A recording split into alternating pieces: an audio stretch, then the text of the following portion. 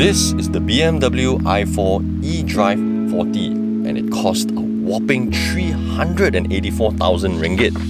404,000 ringgit if you opt for the full warranty and service package.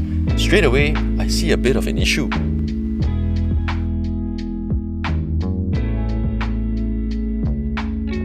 First and most importantly, the price. The Tesla Model 3 is around 273,000 ringgit fully spec'd. The Mercedes EQE 350 at 420,000 ringgit. The Audi Q8 e-tron at 402. The Q8 e-tron Sportback at 408. And both the Volvo C40 and XC40 are under 300,000 ringgit. To complicate matters, the 330i, a car that I rate very highly, is just as powerful and more than 70,000 ringgit cheaper. If you're looking for an EV from a premium brand, there are plenty of options in this price bracket. But let's not look too far. First, is this worth 70,000 ringgit more than the 330i? First of all, in terms of overall attractiveness, personally, I think the i4 is the best looking among the cars I mentioned earlier. I don't find the Model 3 or EQE unattractive, but there's more details to admire on the i4. And I like that. There's plenty to see at the front, although some might say a little too much. But the details on these headlights, that sloping roof, those tail lights, that rear diffuser, I think every part of the car comes together quite nicely. And now that I've grown to like these vertical grills, I actually think there isn't a bad angle on this car, especially the rear, with that width and those tail lights. Oof! I particularly like these flush pull-up door handles, which are a real throwback to older BMWs like my E36. And these frameless doors, come on, they'll never not look good. But it's not all style, no substance. These headlights, for example, top-of-the-line BMW laser lights. You get big 4-port brakes at the front, behind those beautiful 19-inch wheels, adaptive suspension, and auto lock and unlock as you approach and walk away from the car, which I find useful but too responsive. You can practically be walking around the car admiring it, and you can hear the doors unlocking and locking. There's also a hands-free tailgate, one of the most responsive systems I've ever experienced, and you can even adjust the height of the tailgate. In a way, this is like the electric version of the 3 Series, but more stylish and practical. Between the Mercedes and Tesla, this is the one that will make my head turn every time I walk away from it.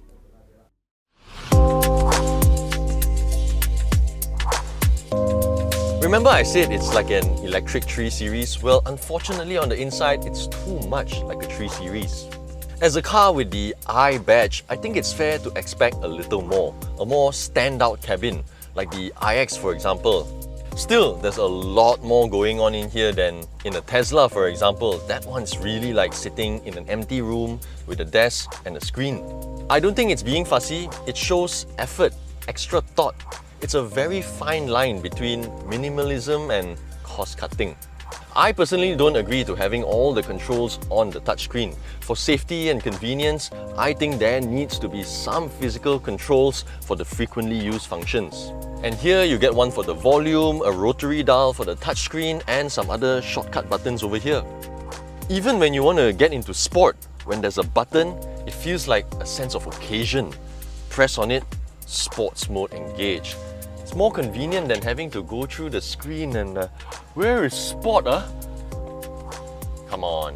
I'm sure you all can agree that it's a lot more convenient and obviously safer when you have all these dials to make little adjustments while you're driving, whatever that may be. Couple of things to highlight on this screen. I think it's very user-friendly. In fact, the user interface is very much like an iPhone. It's very responsive, there's a good sound system, and the displays are very sharp. I've always said this with BMWs and this is no different. I'm very impressed with the camera system. It's smart and fluid, it just knows what angle to show you and it does it with some style. What I don't like, all the aircon controls are here without any physical knobs. That's a no for me. What I'm still getting used to is the displays on the meter. A bit too modern for me.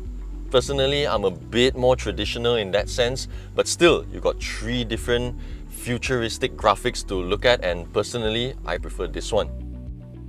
Couple that with the customizable head-up display, I think it's very hard to say that this car is not modern. All in all, even though the interior design is quite similar to a 3 Series, well, on the bright side, if you're familiar with BMWs, you'll get used to this very quickly. At the back, in terms of space, I think it's very much like a 3 Series, but because this one comes with the sloping roof, like the Grand Coupe models of BMW, headroom is slightly limited, but not too bad either. And just like the 3 Series, there are plenty of details to admire here with these speaker covers. And in terms of features, there are aircon controls for the temperature, USB-C charging ports, cup holders, and I think the best part, you can fold these seats to place longer items. I'm a fan of the original mats, but if you're not, you can try these Trepo Hex mats, which are not only antibacterial but very easy to clean. They are also customizable, so you can tailor-made it to match the interior of your car.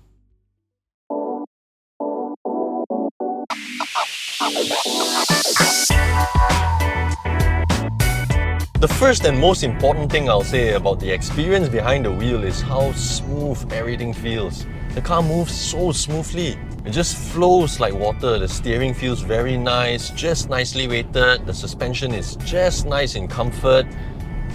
It's effortless to drive in the city, and on the highways, cruising between 80 to 120 kilometers an hour, it's just a cruise. Of course, this being an EV, it's really quiet. Being in here, it's like running away from the chaos of your family, your noisy kids, and hiding alone in your car. Just peace.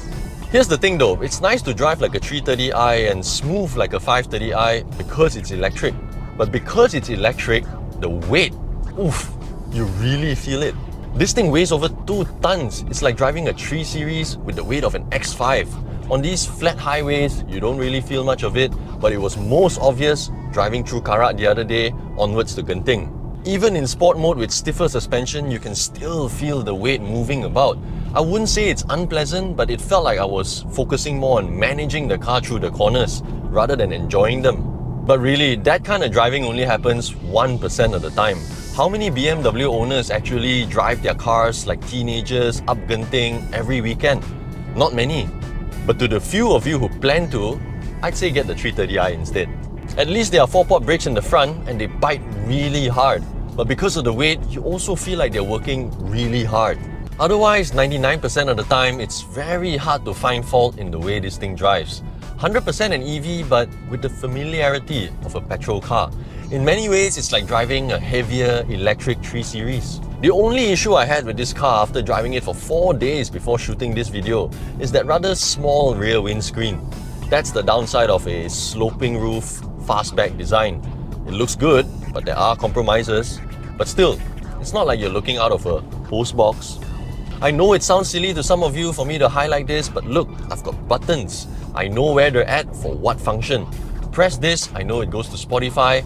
Press this, I know it goes back to Waze. I don't have to look through the touchscreen to find the functions. And look, indicator stalks. So natural for the hand movement. It's about improving people's driving habits, like using your signal more often, not creating new ones, like using your signal through the steering wheel. Imagine removing indicator stalks away from BMW drivers. In terms of range, you get about 500 plus kilometers at full charge, but as I've said many times, 500 kilometers range in an EV is very different from 500 kilometers in a petrol car. If you have two cars with the same performance, same range, you drive it in the same aggressive manner, the range in the EV will drop a lot faster. But it's not like I had to drive conservatively either. Maybe less aggressive? Sure. It's an EV. We do have to change our driving habits a bit. I still got to enjoy the car's performance, enjoy that electric speed, even travelled quite a bit. On Saturday, I went to Hatamas and then to Solaris to pick up a friend and then went for dinner. Sunday, I went to Bukit Tinggi for lunch and then coffee in Genting. And then Monday, went back to office and only then I charged. Once in 4 days with 20% left. It's quite interesting when you think about it. Everything is predominantly electronics down to the electric motor. But they can put everything together, make it feel like they're working well together, from the steering, the electric motor, the suspension, as if it was mechanical. I've driven quite a lot of EVs and they all feel somewhat the same in terms of driving experience. But with this, somehow, they can make it feel distinctively BMW. If you've owned BMWs over the years, get into this and straight away you'd say, yep, it's a BMW. From my experience, if you want to preserve your range, extend your range while cruising on the highway, keep it at 120 or below and then see the results. With EVs, they are quite different from petrol cars. Petrol cars are more frugal on the highway, higher consumption in the city centre, but with EVs, they're completely different. If you sustain and hold a high speed on the highways in an EV, that's when you'll see the range dropping a lot faster. And you know what? Given my usual aggressive driving style, I don't even want to drive fast in this because of how calming and peaceful it feels at this speed. It's not that I can't keep up with faster cars, more powerful cars, I just don't want to.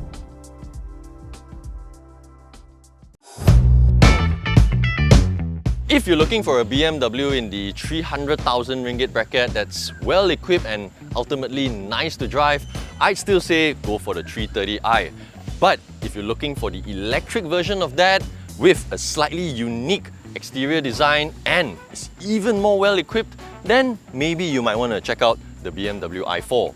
For more information on the BMW i4 eDrive 40, do log on to AutoBuzz.my. If you enjoyed the video, hit the like button, share it, and subscribe to our YouTube channel. Also, don't forget to hit the bell icon for the latest notifications on our newest videos.